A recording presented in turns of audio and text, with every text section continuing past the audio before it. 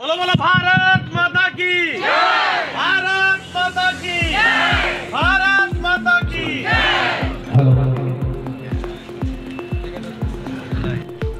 লামডিঙত উপস্থিত পৰিবহন মন্ত্ৰী তথা হোজাই জিলাৰ অভিভাৱক মন্ত্ৰী পৰিমল শুক্লবৈদ্য পথ সুৰক্ষা জন আন্দোলন কাৰ্যসূচীৰ জৰিয়তে সজাগতা অনাৰ প্ৰয়াস মন্ত্ৰী পৰিমল শুক্লবৈদ্যৰ ৰাজ্যত সঘনে সংঘটিত হৈ থকা পথ দুৰ্ঘটনা ৰোধ কৰাৰ ক্ষেত্ৰতো 19 নৱেম্বৰৰ পৰা আৰম্ভ কৰা হৈছে এই কাৰ্যসূচীৰ মন্ত্ৰী পৰিমল শুক্লবৈদ্যই ৰাজ্যৰ বিভিন্ন জিলাসমূহত মটৰ চাইকেলেৰে পৰিভ্ৰমণ কৰি পথ সুৰক্ষা জন আন্দোলন কাৰ্যসূচীৰে পথ দুৰ্ঘটনা ৰোধ কৰাৰ ক্ষেত্ৰতো জনসাধাৰণৰ মাজত সজাগতা সৃষ্টি কৰি আহিছে এই কাৰ্যসূচীৰ অংশ হিচাপে লামডিঙৰ নাগৰিককো মন্ত্ৰীগৰাকীয়ে যান-বাহন আইন মানি বাহন চলোৱাৰ লগতে মদ্যপান কৰি গাড়ী নচলাবলৈ আহ্বান জনায় ইয়াৰ পিছতেই লামডিঙৰ পৰা ডিমা হাছাওলৈ ৰাওনা হয় মন্ত্ৰীগৰাকী লামডিঙৰ পৰা ইছা 24x7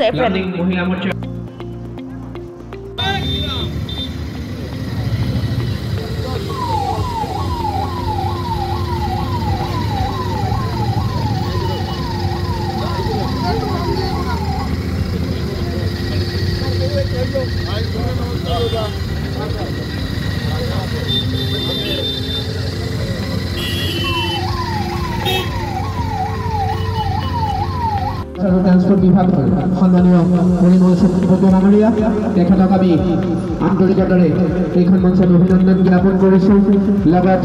ট্ৰান্সপোৰ্ট বিভাগৰ পৰা আয়োজন কৰা এই বিশাল অনুষ্ঠানত উপস্থিত আছে লামডিং সমষ্টিৰ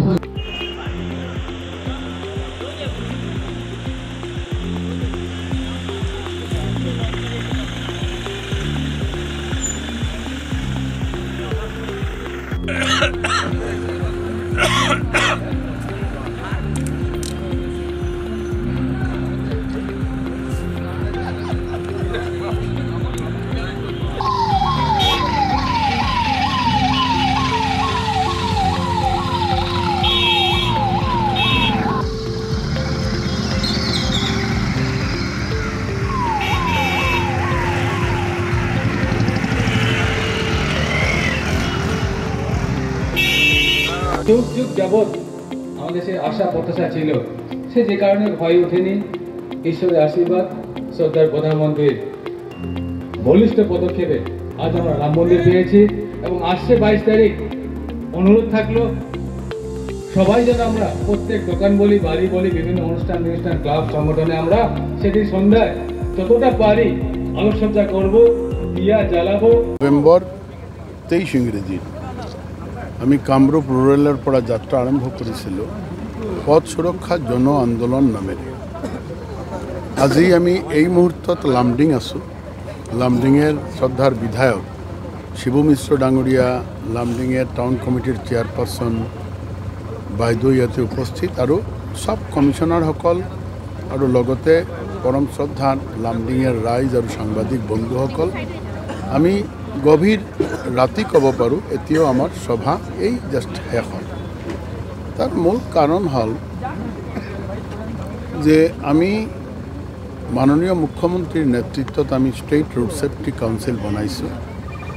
ডিষ্ট্ৰিক্ট ৰোড সেফটি কাউন্সিল বনাইছোঁ প্ৰতি মাহে আমি এইবিলাক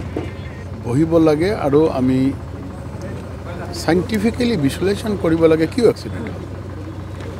কথাখিনি গম পোৱাৰ পাছতে মাননীয় মুখ্যমন্ত্ৰী ডাঙৰীয়া বাৰম্বাৰ সমাজৰ প্ৰতিজন নাগৰিকৰ উদ্দেশ্যে কাৰণবিলাক বৰ্ণনা কৰি এইবিলাকৰ ফালৰ পৰা অলপ নিজে যাতে আমি এইবিলাক বৰ্জন কৰি আমি গাড়ী চলাব পাৰোঁ তাৰ কাৰণে মাননীয় মুখ্যমন্ত্ৰী ডাঙৰীয়াই এপিল কৰি আছে প্ৰতিনিয়ত এপিল কৰি আছে তেওঁৰ অনুপ্ৰেৰণা লৈ আমি বিভাগেৰ হৈ আমি গোটেই অসমৰ প্ৰতিটা সমষ্টিত আমি যোৱাৰ এটা পৰিকল্পনা কৰিছিলোঁ আৰু প্ৰতিটা সমষ্টিত গৈ দলমত নিৰ্বিশেষে এই সমষ্টিৰ মানুহ আৰু এই সমষ্টিৰ মাটিক স্পৰ্শ কৰি আমি সেৱা কৰি আমি এটা অনুৰোধ কৰি গৈ আছোঁ প্ৰতিজন সমাজৰ প্ৰতি স্তৰৰ মানুহৰ ওচৰত যে কেইটামান কাৰণ যদি আমি বৰ্জন কৰিব পাৰিলোহেঁতেন তেনেহ'লে আমাৰ আজিৰ দিনত যিমান এক্সিডেণ্ট হৈছে এক্সিডেণ্টেৰ 85% এক্সিডেণ্ট নোহোৱা হৈ যায় আৰু মূল কাৰণবিলাক হ'ল যে হেলমেট নিপিন্ধি মটৰচাইকেল চলে বা লগতে আৰু এজন বহাই হেলমেট নিপিন্ধি বহালে যিজনে চলালে এই হেলমেট পিন্ধি এক্সিডেণ্ট হ'লে পিছৰ মানুহজন শেষ হৈ যায় ঠিক তেনেকুৱা যিজনে হেলমেট নিপিন্ধি মটৰচাইকেল চলায় এনেকুৱা এক্সিডেণ্ট বহুত বেছি হৈ আছে অধিক গতিবেগের কারণে বহুত এক্সিডেন্ট হৈ আছে নিয়ন্ত্রণে গতিবেগটো থাকিব লাগে ড্রাঙ্ক এণ্ড ড্ৰাইভৰ কাৰণে বহুত এক্সিডেন্ট হৈ আছে মানুহে সকলেৰ কথা নহয় কিছুমান মানুহ ড্ৰিংকস কৰি যেতিয়া ড্ৰাঙ্কেন হয় চূড়ামুক্ত হয় তেতিয়া সি গাড়ী চলায় আৰু নিজে গাড়ীটো কণ্ট্ৰল কৰিব নোৱাৰে নিজেও মৰে ৰাইজক মাৰে আৰু এটা কাৰণ টেলিফোন কৰি ড্ৰাইভিং কৰি থাকে টেলিফোন কৰিলে মন স্বাভাৱিকভাৱে এটা বেলেগ ঠাইত যাব আনমাইণ্ডফুল হ'ব সি ড্ৰাইভিঙৰ ক্ষেত্ৰত কেতিয়া খুন্দা খাই নিজে মৰে নহ'লে ৰাইজক মৰে আৰু এটা ছিট বেল্ট নিপিন্ধে এই 5-6টা কাৰণ মূলতঃ ট্ৰাফিকৰ কিছুমান ৰুলছ ৰেগুলেশ্যন থাকে আমি দেখিছোঁ কেতিয়াবা এক্সিডেণ্ট হয় লেফ্ট ৰাইটটোৱে গম নাপায় অলপ দূৰ গৈ টাৰ্ণটো ল'ব লাগে কিন্তু ইয়াতেই ল'ব লাগে তেওঁ এনেকুৱা কিছুমান কামেৰ কাৰণে এক্সিডেণ্ট হৈ আছে আৰু এক্সিডেণ্ট হৈছে মানে কম হোৱা নাই দিনে দিন বৃদ্ধি হৈ আছে 22 ইংৰেজীত প্ৰায় 3000 আছিল 2994 এনেকুৱাই আছিল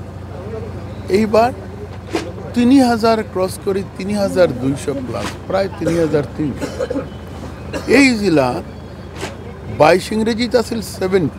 পূজাই 23 ইংৰেজিত হল 81 কাজেই এটা গ্ৰোয়িং ট্ৰেন্ড ক'ব পাৰি